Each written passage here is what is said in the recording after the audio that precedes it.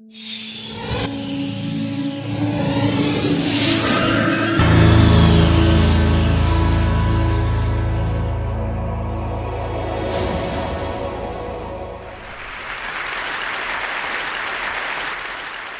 name is Arvind Gupta and I'm a toy maker. I've been making toys for the last 30 years. The early 70s, I was in college. It was a very revolutionary time. There was a political ferment, so to say, students out in the streets of Paris revolting against authority. America was jolted by the anti-Vietnam movement, the civil rights movement. In India, we had the Naxalite movement, the Jayaprakash Narayan movement. Whenever there is a political churning of society, it unleashes a lot of energy. The national movement in India was testimony to that. Lots of people resigned from well-paid jobs and jumped into the national movement. Now, in the early 70s, one of the great programs in India was to revitalize primary science in village schools. There was a person, Anil Sadgopal, did a PhD from Caltech, and returned back as a molecular biologist in India's cutting research institute, the TIFR. At 31, he was not able to relate the kind of esoteric research which he was doing with the lives of the ordinary people. So he resigned and went and started a village science program. Many people were inspired by this. The slogan of the early 70s was, go to the people, live with them, love them, start from what they know, build on what they have. And this was the kind of defining slogan.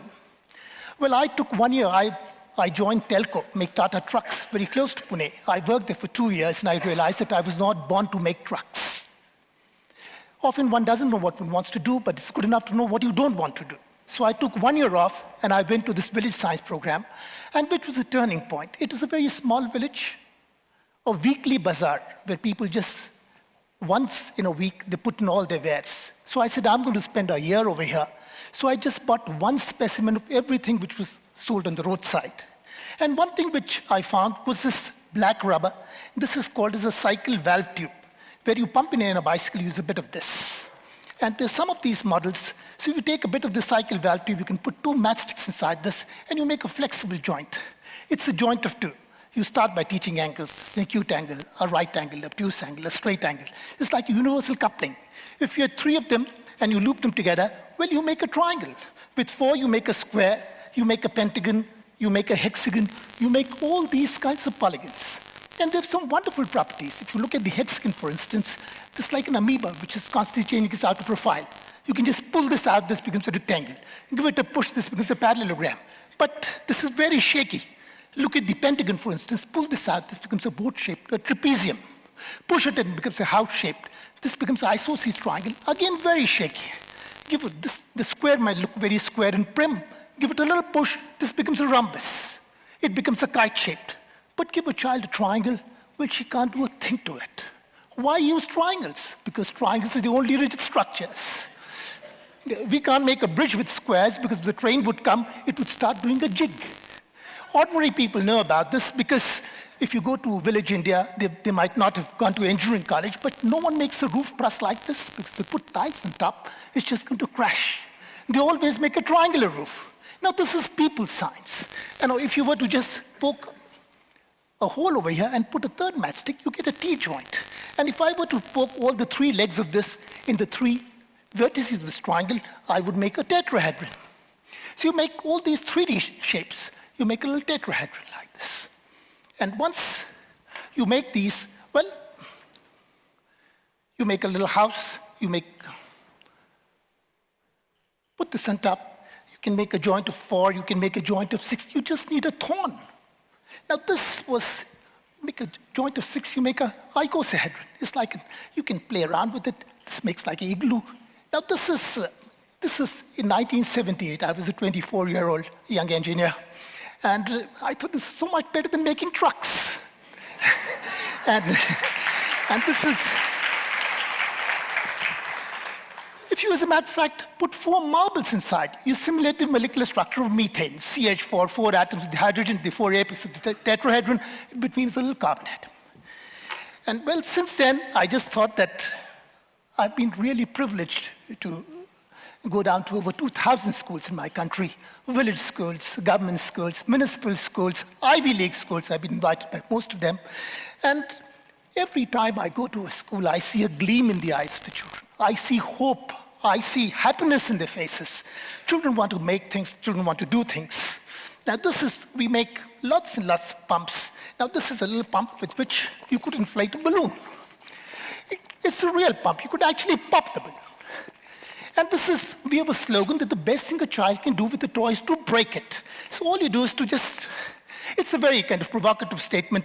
It's an old bicycle tube, and this is based on a chance discovery. If you take these film cans, they go very snugly into an old bicycle tube, and this is how you make a valve. You put a little sticky tape.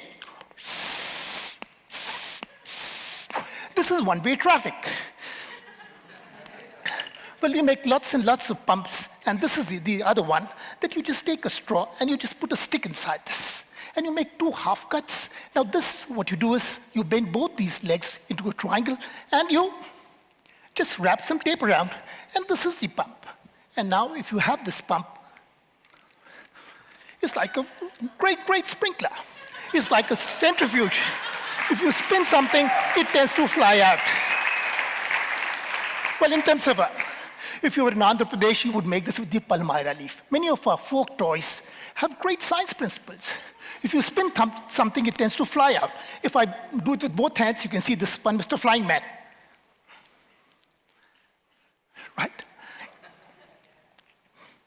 This is a toy which this is made from paper. It's amazing. There are 4 pictures. You see insects, you see frogs, snakes, eagles, butterflies, frogs, snakes, eagles. Here's a paper which you could turn. It's designed by a mathematician at Harvard in 1928, Arthur Stone, documented by Martin Gardner in many of his many books. This is great fun for children. They all study about the food chain, that insects are eaten by the frogs, frogs are eaten by the snakes, snakes are eaten by the eagles. And this can be, if you had a old photocopy paper, A4 size paper, you could be in a municipal school, you could be in a government school, a paper, a scale, and a pencil. No glue, no scissors. In 3 minutes, you just fold this up. And what you could use it is just limited by your imagination. If you take a smaller paper, you make a smaller flexigon. With a bigger one, you make a bigger one. Now, this is a pencil with a few slots over here, and you put a little fan here. This is a 100-year-old toy. There have been 6 major research papers on this. There's some grooves over here, you can see, and I take a refill. If I rub this, something very amazing happens. 6 major research papers on this. As a matter of fact, Feynman, as a child, was very fascinated by this. He wrote a paper on this. And you don't need the $3 billion Hadron Collider for doing this. This is there with every child. And every child can enjoy this. If you were to put a colored disk, well, all the 7 colors coalesce.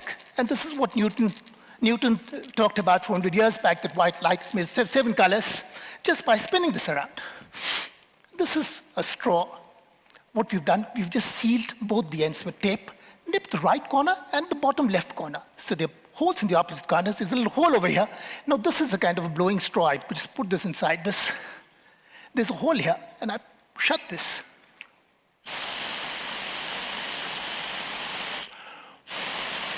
This costs very little money to make, great fun for children to do. What we do is a very simple electric motor. Now, this is the simplest motor on earth.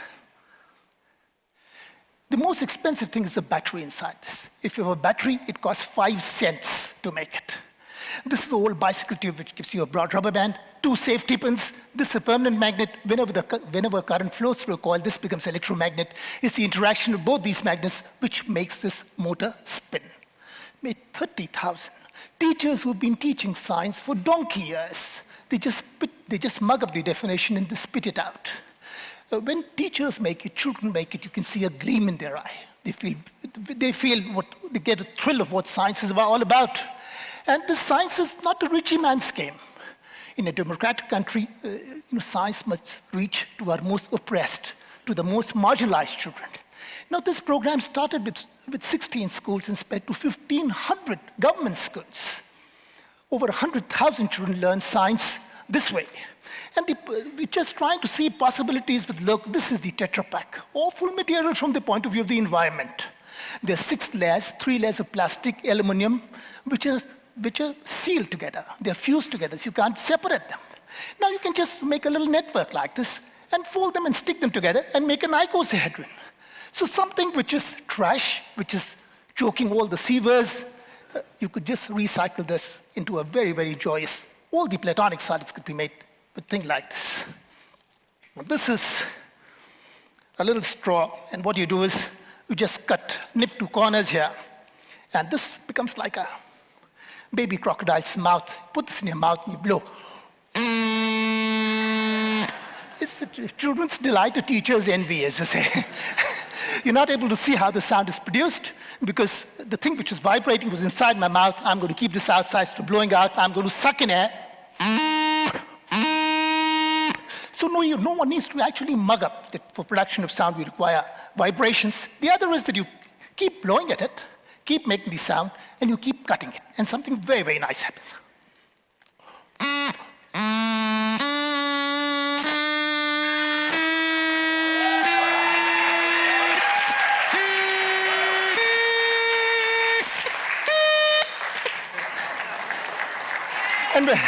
And when you get a very small one, this is what the kids teach you. You can also do this. Well, before I go any further, this is something worth sharing. This is a touching slate meant for blind children. This is strips of Velcro. This is my drawing slate. And this is my drawing pen, which is basically a film box. It's basically like a fisherman's line. A fishing line. And this is wool over here. If I crank the handle, all the wool goes inside. And what a blind child can do is to just draw on this. Wool sticks on Velcro. There are 12 million blind children in our country who live in a world of darkness. And this has come as a great boon to them. There's a factory out there making our children blind. We're not able to provide them with food, not able to provide them with vitamin A, but this has come as a great boon for them. There are no patents, anyone can make it. Well, this is a very, very simple, you can see this is a generator. It's a crank generator. These are two magnets. This is a large pulley made by sandwiching rubber between two old CDs. Small pulley, two strong magnets. And there's 500 turns of wire attached to a LED. If I spin this pulley, the small one is going to spin much faster. There would be a spinning magnetic field. Lines of force would be cut. There would be EMF generated. And you can see this LED is going to glow. So this is a small crank generator. Well, this is, again,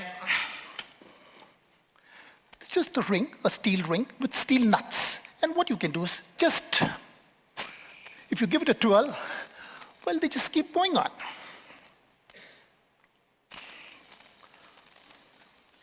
And imagine a bunch of kids standing in a circle and just waiting for the steering to be passed on. And they'd be absolutely joyous playing with this. Well, in the end, what we can also do we use a lot of old newspapers to make caps. This is worthy of a Sachin Tendulkar. It's a great cricket cap. Well, first, you had seen Nehru and Gandhi. This is the Nehru cap, just half a newspaper. Well, we make lots of toys with newspapers. This is one of them. And this is, you can see this is it's a flapping bird. All our old newspapers, we cut them into little squares. And if you have one of these birds, children in Japan have been making this bird for many, many years. And this is, you can see this is a fantail bird. Well, in the end, I've just end with a story. This is called as the captain's hat story. Captain was a captain of a sea-going ship. Goes very slowly. There were lots of passengers in the ship. They were getting bored, so the captain invited them on the deck. You know, wear all your colorful clothes and sing and dance. I'll provide you with good food and drinks. And the captain would wear a cap every day and join in the regalia. The first day, it would be a huge umbrella cap, like a captain's cap. The second, that night, when the passenger would be sleeping, he would give it one more fold. And the second day, he would be wearing a fireman's cap with a little chute. It's like a designer cap because it protects the spinal cord. And the second night, he would take the same cap and give it another fold. And the third day, it would be a shikari cap. It's like a adventurer's cap. And the third night, he would give it two more folds. And this is a very, very famous cap. If you've seen any of our Bollywood films, this is what the policeman wears. It's called as a Pandu cap. It's been catapulted to glory, to international glory. And we must not forget that he was the captain of the ship. So that's a ship. And now everyone was enjoying the journey very much. They were singing and dancing. Suddenly there's a storm. and there's huge waves, and all the ship can do is to dance and pitch along with the waves. A huge wave comes and slaps the front and knocks it down. And then another one comes and slaps the aft and knocks it down. And there's a third one over here. This is called as a bridge, and knocks it down, and the ship sinks, and the captain has lost everything but for a life jacket. Thank you so much. Yes.